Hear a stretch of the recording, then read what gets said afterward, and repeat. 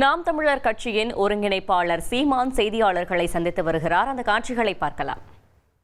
இவ்வளவு நாள் அப்படி இருந்திருக்கா? அவுட் ஆஃப் கண்ட்ரோல்லாம் என்ன பண்ணும்?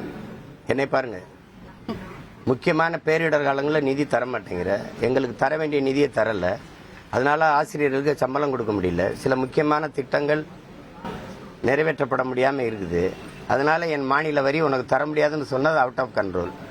அது அவன்கிட்ட கொடுத்துட்டு அவரை தரலைன்னு நெஞ்சிலை வயிற்றுல அடிச்சுட்டு புலம்புறது அவுட் ஆஃப் கண்ட்ரோல் இல்லை, அண்டர் கண்ட்ரோல். புரியுதா சொல்றது?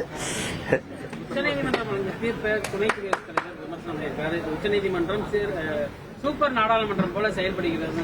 அதை முதலா எழுப்புனது நான் தான். இந்த நிலத்துல 10 ஆண்டுகளா பேசி வர்றேன்.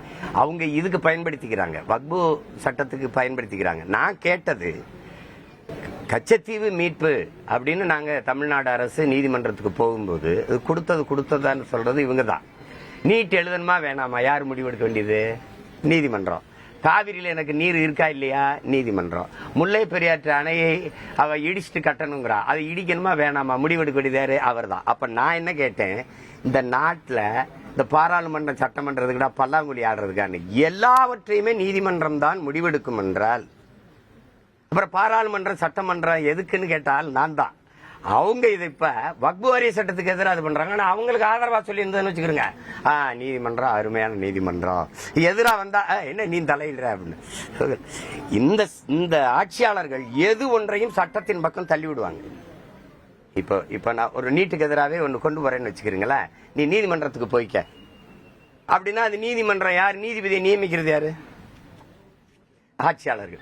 அவங்க என்ன நினைக்கிறாங்களோ அதுங்க பேசணும்னு நாங்க ஏத்து போறோம்னா சட்டத்தை மதிக்க மாட்டேற, நீதிமன்றத்தை அவமதிக்கிற, சட்டத்தை மீறி போராடுற அப்படின்னு வந்துடும்.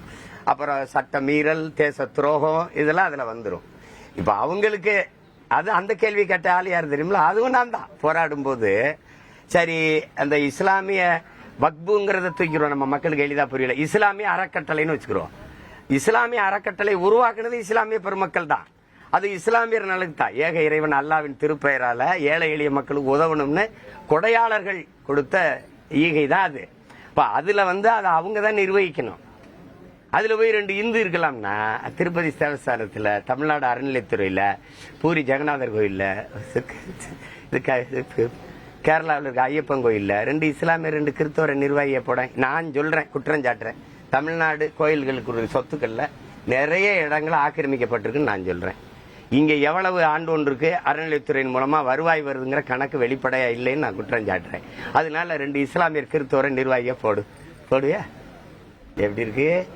அப்படின்னா நீ சாதி மதங்களை எல்லாம் கடந்து ஒரு சமநிலை சமூகம் படைக்க, நல்ல நேர்மையான நிர்வாகம் படைக்க துடிக்கிறாயின்னு அர்த்தம்.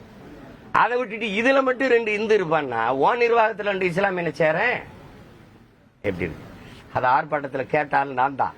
அதை மறுபடியும் நீதிபதிகள் கேட்கிறாங்க. அதுக்கு தான் அவர் சொல்றாரு, துணை ஜனாதிபதி நீ என்ன இப்படி தலையிடுற அப்படின்னு. அப்ப இதுவரைக்கும் மத்ததெல்லாம் நீதிமன்றம் தலையிட்டுச்சுல. செய்திகளை உடனுக்குடன் தெரிந்து கொள்ள உடனே சப்ஸ்கிரைப் பண்ணுங்க.